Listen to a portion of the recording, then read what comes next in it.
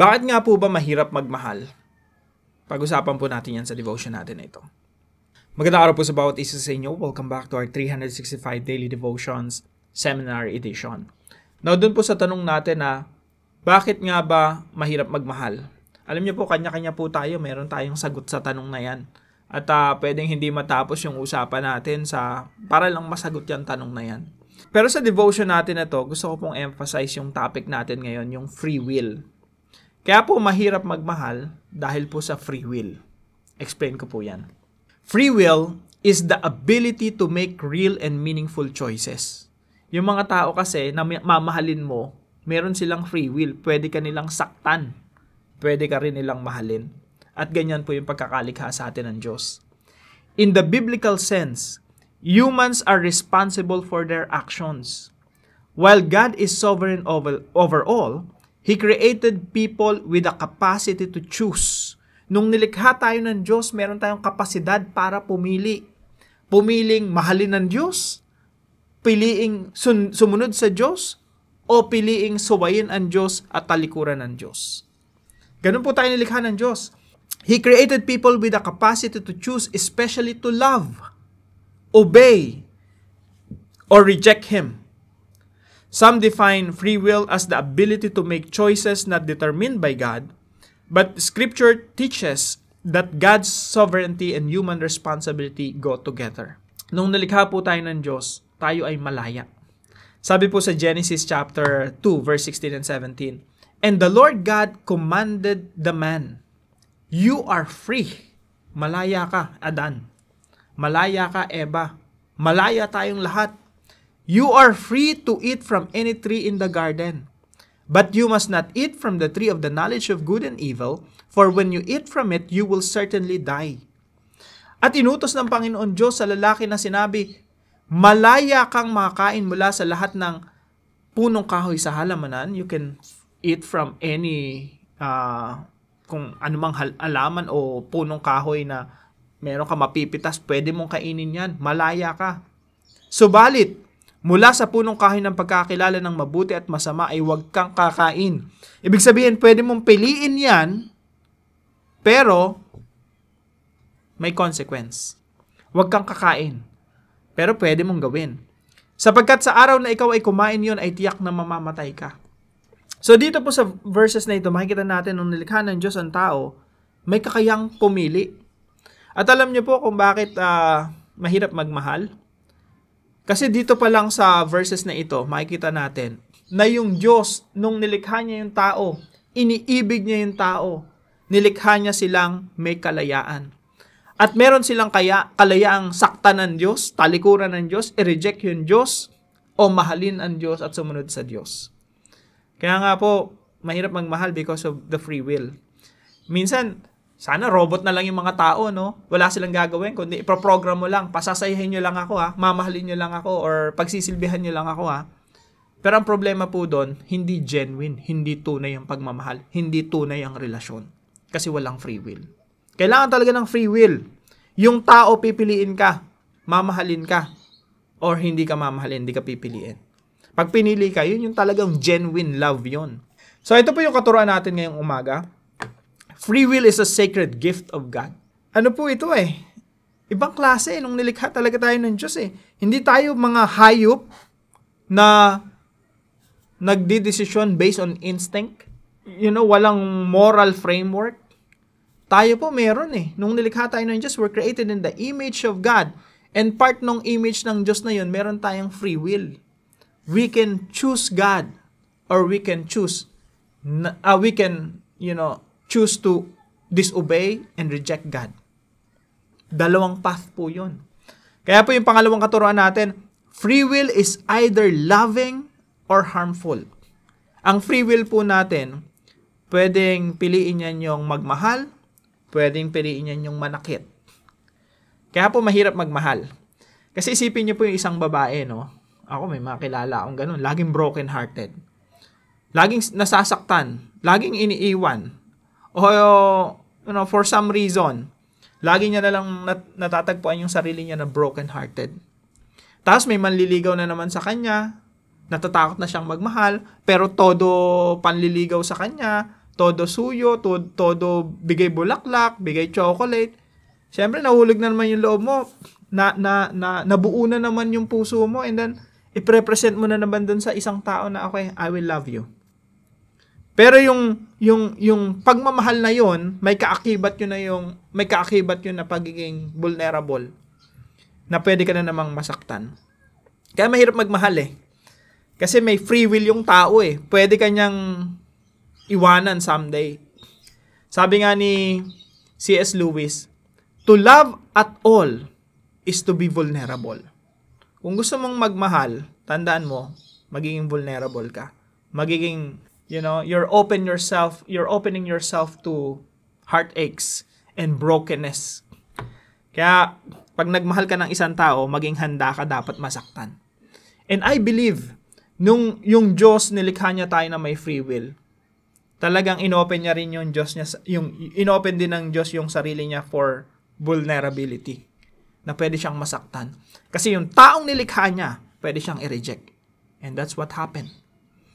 Isang katunayan na ang Diyos naging vulnerable, si Kristo na Diyos nagkatawang tao dahil siya'y umibig. At nung nagkatawang tao siya, he was vulnerable, completely vulnerable. Nung baby siya, pwede mong kurutin para umiyak. Nung naging adult siya, nagmahal pa rin siya. Though, trinidor siya nung isa sa mga alagad niya. Pero umibig pa rin siya. To love at all is to be vulnerable. At nung ang Panginoon Jesucristo yung napako sa krus, doon natin nakita talaga na inopen talaga na yung Diyos yung sarili niya, ang Panginoong Jesucristo yung sarili niya, to be vulnerable. Bakit? Kasi siya, pinili niyang umibig. To love at all is to be vulnerable. Bakit mahirap magmahal? Kasi yung tao merong free will.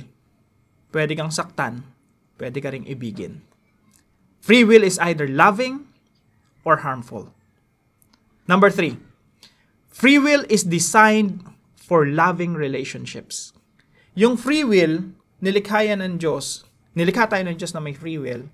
Ang purpose talaga niyan, para magkaroon ng genuine relationship. Hindi tayo nilikha ng Diyos na hayop, na nagbabase lang sa instinct.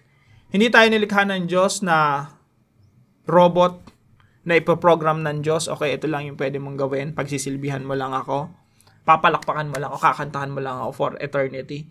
Hindi ganun eh. Nilikha tayo ng Diyos na may free will. At ang disenyo ng free will is for loving relationships.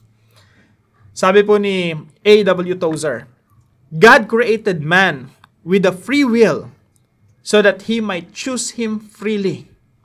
Forced love is no love at all. Yung pilitin mo yung isang tao na mahalin ka, hindi totoong pag-ibig yun. Yung totoong pag-ibig, yung nagkusa yung tao na ibigin ka. Yun yung totoong pag-ibig.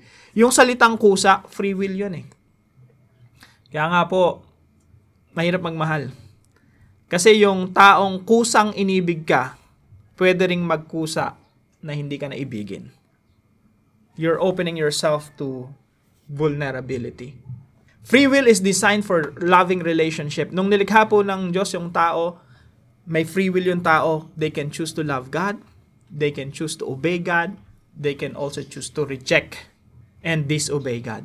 I-meditate po natin ito. And then, paano nga natin ito i-apply? Number 1 po, mimic and apply Christ's love. Pag sinabi nating mimic, tularan natin.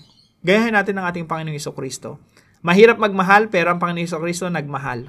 Bakit mahirap magmahal? Kasi magiging vulnerable ka eh. Ibibigay mo na naman yung puso mo sa isang tao na pwede niyang basagin yung puso mo. And then, ganun talaga yung pag-ibig eh.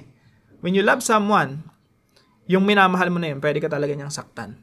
Kasi inopen mo yung sarili mo sa kanya. This is my heart, I give it to you.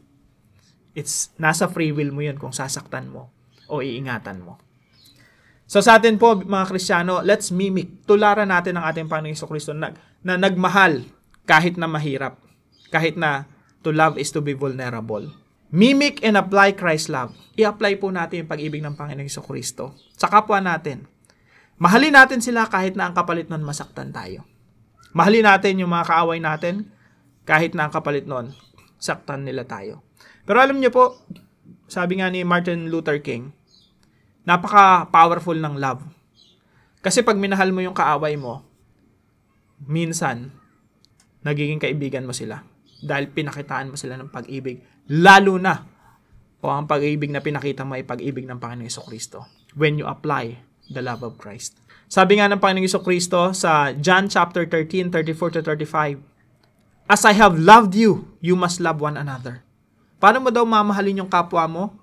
Sabi dito, kung paano ko kayo minahal, gayon din naman magmahalan kayo.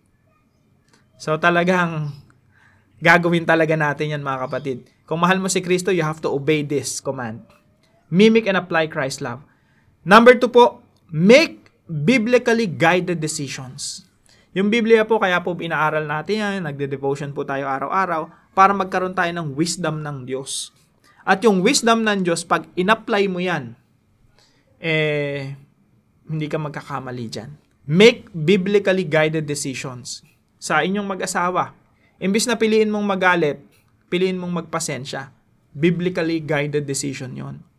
Imbis na piliin mong magtampo at saktan yung asawa mo, piliin mo kung ano yung sinasabi ng Biblia. Yung may wisdom ng Diyos. Huwag kang gagawa ng desisyon na walang wisdom ng Diyos. Kaya tayo nagbabasa ng Bible to fill our hearts, to fill our minds with the wisdom of God. Para pag gumawa tayo ng decision, guided ng Diyos. So make biblically guided decisions. Applicable po yan sa lahat ng uri ng relasyon. Sa mga katrabaho natin, sa mga kapitbahay natin. Sabi ng Biblia, love your enemies. Yung kapitbahay mo, lagi kang ginagawa ng masama. Di sa birthday mo, maghanda ka, bigyan mo sila ng maraming handa, di ba? Later on, magiging kaibigan mo na sila. At mahihiya sila sa sarili nila pag ginagawan kanila ng masama. Kasi patuloy yung paggawa mo ng mabuti sa kanila. So, make biblically guided decisions. And number 3 po, mend brokenness by choosing the path of love. Pag sinabi po nating mend, parang inaayos mo. You're fixing it. You're healing it. You're healing brokenness. Yung mga tao kasi broken talaga eh.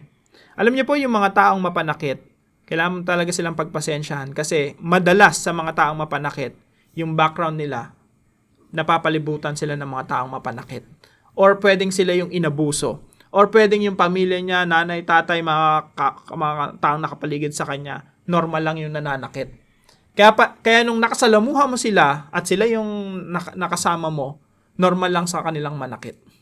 Nasa background din yan eh. Kapag puro mapanakit yung taong nakasalamuha mo, pag pumasok ka sa isang relasyon, normal lang sa yung saktan yung isang tao. Pero alam niyo po, ang sagot lagi dyan, love. Mend brokenness by choosing the path of love. Kaya mong pagalingin ang isang, brokenness ng isang tao sa pamagitan ng pag-ibig. At ang pag-ibig na yun ay dapat nagmumula sa pag-ibig ng Panginoong Jesucristo.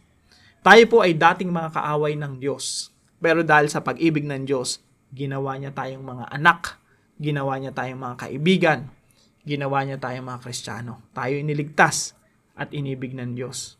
So, mend brokenness. Tayo ay tumanggap ng kagalingan, ng healing, dahil po sa pag-ibig ng Diyos. And we have to show the same love to other people. We have to express that same love. Sabi ng Panginoong Jesucristo, if you love me, you will keep my commandments. Kung mahal natin ang Panginoong Jesucristo, isasagawa natin ito. Sabi po sa 1 Corinthians chapter 16:14, do everything in love. Sa lahat ng decision na gagawin natin, meron talagang pag-ibig. Yes, mahirap umibig kasi may free will yung tao, pwede ka nilang saktan, pero meron din tayong free will na piliin ang landas ng pag-ibig. Meron din tayong free will na piliin ang wisdom ng Diyos. Meron din tayong free will para sundin ang Panginoong Jesucristo. Meron din tayong free will. Kung may free will ang ibang taong manakit, meron din tayong free will umibig ng pag-ibig ng ating Panginoong Jesucristo. Now, para po sa ating discussion, why is choosing the path of love always worth it? Samahan niyo po ako sa panalangin. Lord, thank you for giving me the ability to choose. Even though I often make mistakes, I trust that you are working all things together for good. Help me to always choose the path of love. Let me love even when it's hard. Let me choose good relationships over bad ones. Teach me to surrender my will to yours. Give me discernment in my daily decisions. Encourage to obey, even when it's difficult. I pray that my free will, guided by your grace, will always lead me closer to Jesus. I pray this in Jesus' name. Amen and amen.